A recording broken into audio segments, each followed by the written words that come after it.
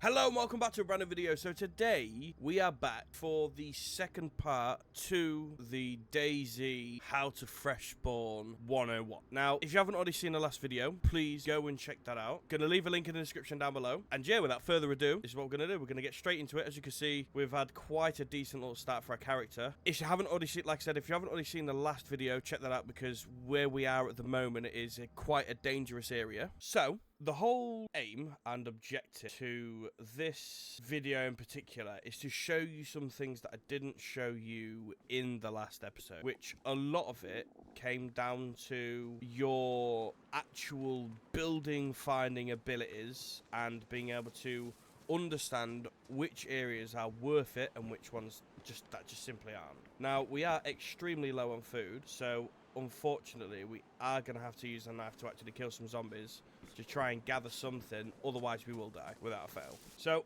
now what I might do here is, if I show you, I'm going to show you a screenshot. The way to navigate around the map, if you see here, obviously if we carry on in that direction, we're going to get to this part of the map. So one thing that is actually quite useful is cars. Cars can, and quite easily will, wow, this is actually a working car if we had a spark plug and a battery and an engine. Okay. So one thing that can actually happen is you can find food in cars. Typically, it's nothing spectacular. It's more of your small packed meats. So like your Pajka, you might find some Zagorki peanuts. You might end up you may get lucky, you may find a tin of spaghetti, tin of beans, something of the sort. Now, luckily enough, we have ourselves some tetracillin, which basically means that if we do manage to get ourselves a bacterial or any kind of infection at all, we can fight it. Now, that doesn't mean a common cold. We can't fight a common cold. You need multivitamins for those. They are the ones that we're going to need.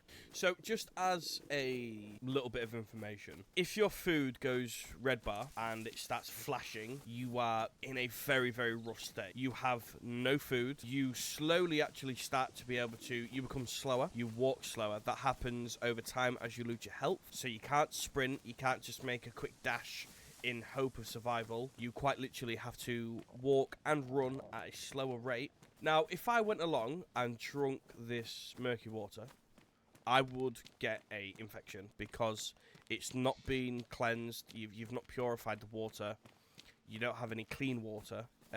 So it's, if you have the option to heal yourself and allow you to use the tetracillin, if you have the option to use the tetracillin to drink the water, knowing full well that you can actually get back to full health and you're not actually going to get an infection from that because you can sort yourself out, I would advise doing so. Now, the simple reason why I'm not is because I'm trying to get to an objective in this video. Otherwise, normally, if that was me, I would go ahead and drink some water because it would allow me to slow the health loss over time. It'd slow that down because I have full water. Now, obviously, it would do nothing for my food bar. Absolutely nothing. But it can obviously help. Now, you can be lucky, as in killing animals, killing a moose, killing a boar, killing a chicken, and all of these things can give you meat. You can then actually take down a tree. You can make yourself your own camp, an own fire pit, and then you can actually cook the food, providing you have matches or a lighter. You can actually cook your food off simply by gathering wood. Now, you're going to need bark, you'll need a short stick, a long stick to cook the food on. You can grill it, you can bake it. You can actually find inside of houses itself stoves where if you get a frying pan, you can actually cook your chicken, your beef, your steaks, you know what I mean? Anything that you can think of. Right, here we go. Now, this is going to be lucky for us.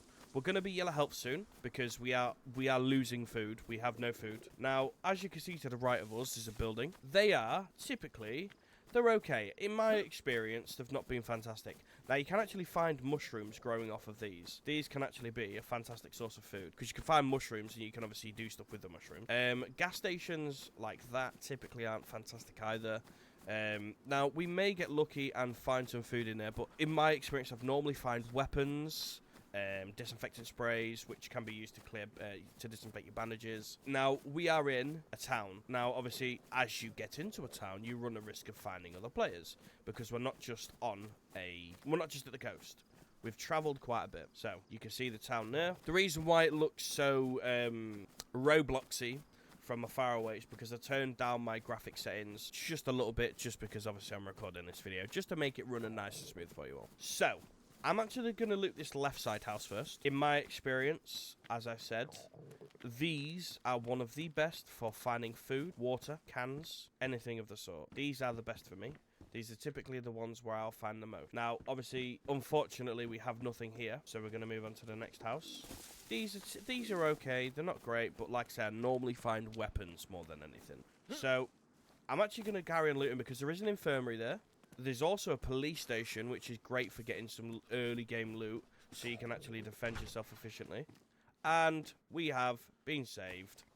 Thank you, and thank you once again. So, typically, anywhere can possess any kind of food. It doesn't necessarily matter where you go, but what I'm going to need to show you now, and I think this is important, when you're eating, if you're eating like a jar of honey, jar of strawberries, like strawberry jam, can of baked beans, what you don't want to do is you do not want to eat all of it. You need to eat a little bit over time. Your food will naturally restore. Then you carry on eating a little bit later. We'll stop the hunger pains. We'll stop the hunger groans. We have food. So that's one issue that we've now conquered. Now, the second issue is obviously making sure that we survive. Now, hopefully, my car method will prove me right here and we'll find something else. Found anything? Right, so there's nothing in this car. But like I say, you can find yourself some food in all different directions, in all different types of cars. Right, so there's nothing this way. So what I'm doing to maximize my food consumption, to not throw up, because if you eat too much, too quick, you do throw up, is I'm eating little by little. Now, I'm going to try and be super careful here because you see another thing which is also fantastic. That right there is a well. So, all we realistically need to do for ourselves is find ourselves a water bottle and get ourselves inside of there. We can really arm ourselves inside of there. We can find ourselves a stab vest, a shotgun, any rifle. We can find ourselves some really decent loot. So, to beat this, let's go. Let's just run. Let's just run straight there because we're not struggling at the moment on food anymore. No way. No way. No way. No way. No way. No way. Oh my god. Oh my god. No, no, no, no, no, no, no, no, no, no, no, no. Oh no. Oh my god. This is not good at all.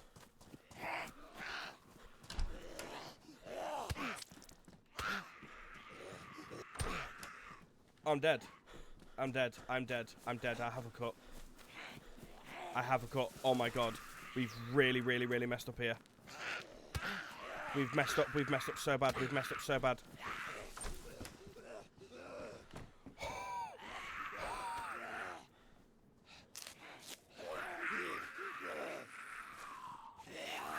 Now, what can I say about what's just happened? A player regularly occupies that police station. That is what's just happened right there. So, for me to put that in a nutshell, we now have a severe issue on our hands. Now, we need to kill these zombies. We need to kill them one shot. We need to kill them...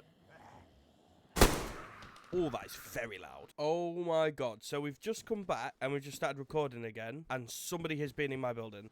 Right, I normally wouldn't recommend sprinting too early on in the game, but when you're coming up against people that are fully geared, that have probably been to like the military camps or even a military base like in north of map, like you are absolutely, it's not very good. Anyway, so the way that we're gonna have to do things now is, because we know in this area there is enemy operation with people that are very well geared and probably have snipers, anything that you can think of. He was literally walking right up to me and I spawned out of the map and just left. So what we're going to carry on doing, because we're moving away from the coast and we're moving on the inside of the map, we're now going towards the middle end of them. Whether we are we need water.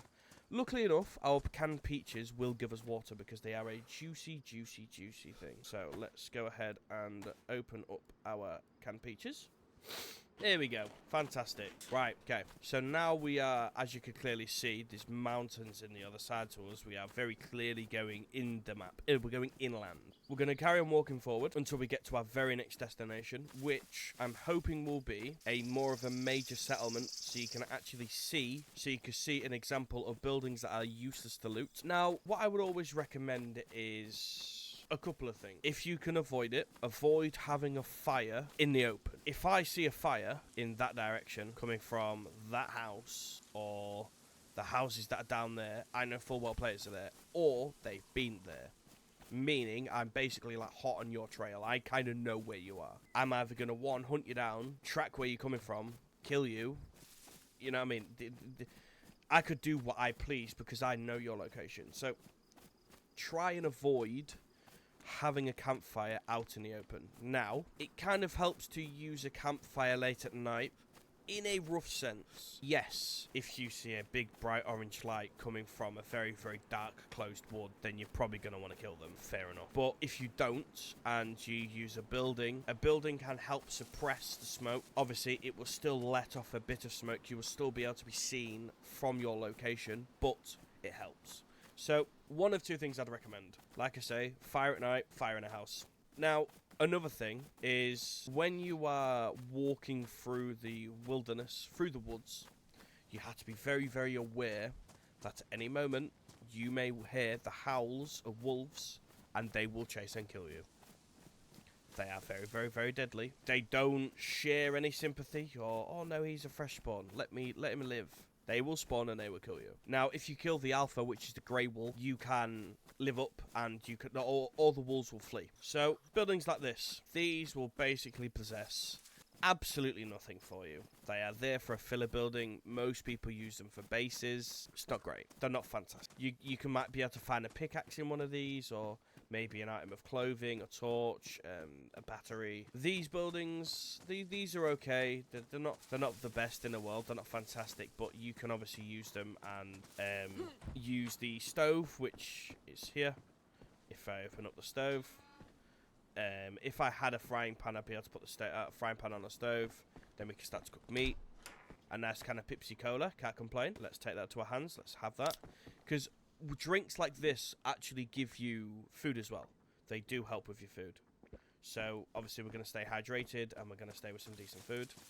I typically find that in these buildings, I'll find more of your handheld pistols or maybe like a rifle or something in there.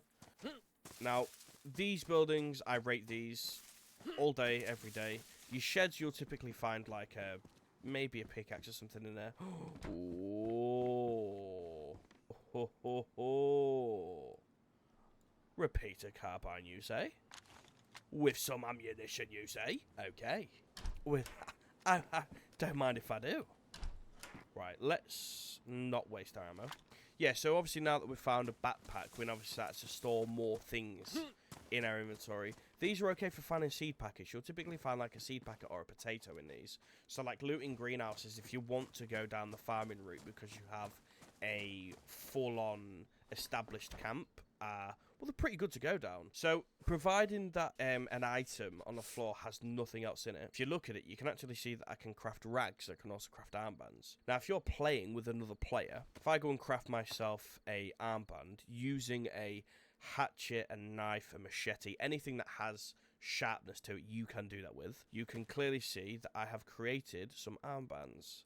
Now, if you are with other players, what I do with my friends when we play this game is I'll associate myself with a coloured armband and or items of clothing, so they're fully aware of what I'm coming with, what I have on, and what colour armband I have. So I want to loot these last couple of buildings, and then I think I've basically shown everything that I needed to show. Like, there's nothing that I've missed, really, other than buildings that are probably quite a while away. So, now that we actually just got lucky and found a sewing kit from her, we can start to repair all our items. Obviously, your sewing kit will lose durability, so I'd definitely be careful with that. I wouldn't just go and willy-nilly start repairing everything.